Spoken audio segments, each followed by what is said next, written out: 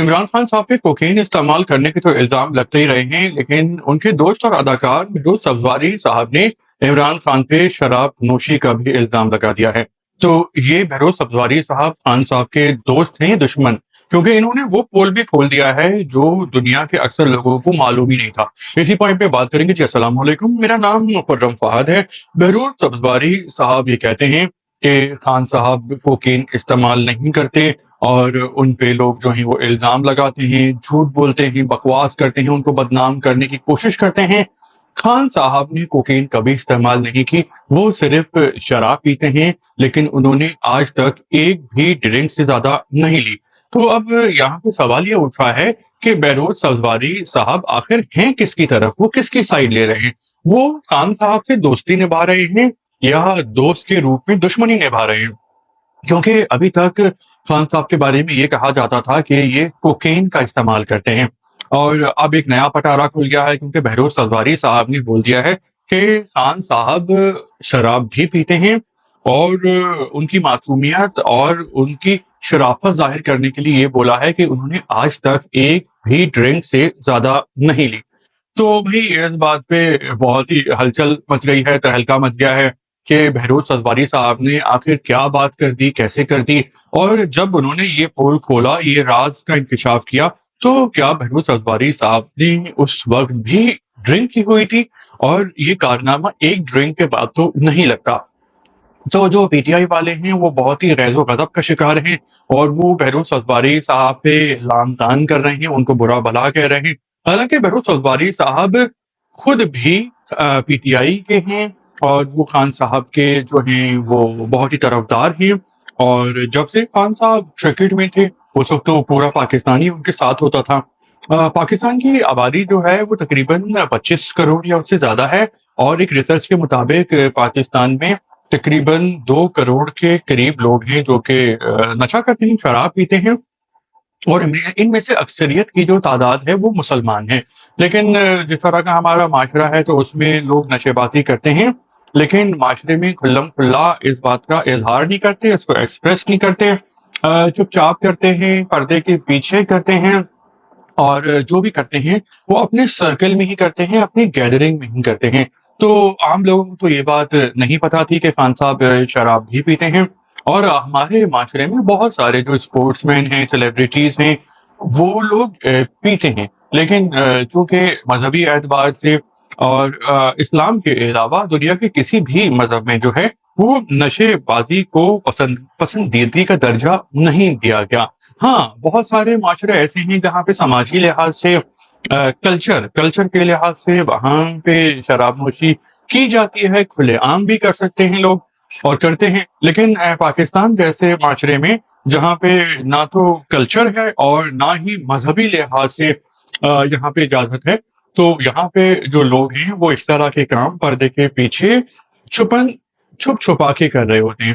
حالانکہ جو خان صاحب ہیں ان کی زندگی کے بہت سارے جو راز ہیں وہ عوام کو پتہ ہیں، اور وہ اکثر باتوں کو چھپاتے بھی نہیں ہیں، لیکن آج یہ بات پہلی بار پتہ چلی ہے۔ اور ویسے تو یہ ذاتی معاملہ ہوتا ہے، اور کوئی انسان کیسا بھی ہے وہ خود اپنے معاملات کا اپنے خدا کو جواب دہ ہوگا، تو پرسنل معاملات میں جو ہے وہ انگلی کرنی بھی نہیں چاہیے، پیچھے لگنا بھی نہیں چاہیے، بال کی کھال اتارنی بھی نہیں چاہیے۔ لیکن بات یہ ہے کہ جب سیاستدان ہوتا ہے انسان، تو خاص طور پہ اس کی زندگی کے بارے میں لوگ بات کرتے ہیں، اور پھر اس کا جو کردار ہوتا ہے وہ بہت اہمیت اختیار کر لیتا ہے، کیونکہ سیاستدان جب الیکٹ ہو کر آتا ہے تو اس کے ہاتھ میں اسٹیئرنگ ہوتا ہے، اور عوام کی زندگیوں میں وہ بھلائی بھی لا سکتا ہے، ان کو بہتر بھی کر سکتا ہے اور برباد بھی کر سکتا ہے۔ تو اس لیے سیاستدان کو جب الیکٹ اور سلیکٹ کیا جا رہا ہوتا ہے تو اس کا کردار بھی دیکھا جاتا ہے۔ تو ہم یہ نہیں کہہ سکتے کہ یہ خان صاحب کا ذاتی معاملہ ہے۔ کوئی اگر عام آدمی ہو جس کا سیاست یا مذہب سے کوئی لینا دینا نہ ہو، تو پھر یہ اس کی زندگی کا ذاتی معاملہ ہوتا ہے۔ خان صاحب سے جڑی ایک اور خبر ہے کہ ان کو 4 مقدمات میں سزا ہوئی تھی، اپیلیں کی گئیں، اور آپ کو بتایا تھا کہ جب اپیلیں کی جائیں گی تو ان میں سے اکثر جو مقدمات ہیں وہ اڑ جائیں گے، باقی نہیں رہیں گے۔ تو 3 مقدمات میں تو ایسا ہو گیا ہے کہ وہ باقی نہیں رہے۔ آخری جو مقدمے کا رزلٹ آیا تھا وہ تھا سائفر والا، جس میں خان صاحب کو بری کر دیا گیا تھا، شاہ محمود قریشی صاحب کو بھی۔ जो अनकरीब अब फैसला आने वाला है, वो आने वाला है इद्दत में निकाह केस का।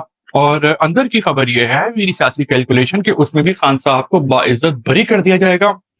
लेकिन ये जो नैब है, ये सियासी तौर पे इस्तेमाल किया जा रहा है इसको, और नैब अब तोशा खाने के हवाले से खान साहब पे एक और मुकदमा कायम करने लगा है, ताकि खान साहब को तकरीबन 1 साल और अंदर जेल में रखे।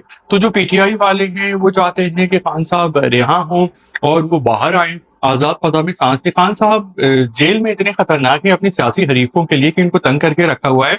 तो जब वो जेल से बाहर आ गए, तो वो इन सियासी हरीफों को क्या हशर करेंगे? क्योंकि अभी बजट आने वाला है, और अभी हमने देखा कि इन्फ्लेशन रेट कम हुआ है और ये महंगाई को कंट्रोल इन्होंने किया है। काफ़ी आम आदमी की ज़िंदगी पे तो उसका असर नहीं पड़ा, लेकिन अब जब बजट आएगा, उसमें नए टैक्सेस लग रहे हैं, तो महंगाई में और इज़ाफ़ा होगा। पेट्रोल की कीमत में, आटा, चीनी, चावल की कीमत में, पेट्रोल में, तो लोग हैं वो बहुत नाराज़ होने वाले हैं। तो खान साहब का जो जादू है, वो जेल से भी सर चढ़ के बोल रहा है, और नैब जो है उसने प्लान कर लिया है कि वो एक और मुकदमा करेगा खान साहब पे और बुशरा बीबी के तोशा खाने के हवाले से। तो ये था खान साहब के बारे में ताज़ा तरीन मालूमात। इसके अलावा कराची में एक इंतहाई अफसोसनाक वाकया पेश आया है। एक यूट्यूबर को गोली मार दी गई है, और वो गोली मारी है गार्ड ने। एक यूट्यूबर एक मॉल में था और वो वीडियो बना रहा था, तो गार्ड ने उस पे ये इल्जाम लगाया है कि ये वीडियो बनाते हुए मेरी तरफ इसने इशारा किया था, मुझे गुस्सा आ गया और मैंने उसको गोली मार दी। देखिए, यह है हमारा माशरा जो कितनी इंतहा पसंदी की तरफ जा रहा है, तशद्दुद की तरफ जा रहा है। कितनी ये घटिया बात है कि गार्ड के हाथ में बंदूक थी, तो उसने गोली मार दी एक ऐसी हरकत पे जो किसी भी तरह गोली मारने के काबिल नहीं थी। वो बस नापसंदीदा होगी उसके लिए, क्योंकि उसने उसकी तरफ इशारा किया। तो हम जो हैं वो सियासतदानों को बुरा कहते हैं, और अक्सर हमारे सियासतदान जो हैं वो हैं भी नाअहल और निकम्मे कि उन्होंने पाकिस्तानियों के हालात बेहतर नहीं किए। लेकिन अगर हम अपने माशरे में नज़र दौड़ाएं, देखें, तो जिसके हाथ में जितनी ताकत है वो उसका उतना ही इस्तेमाल कर रहा है।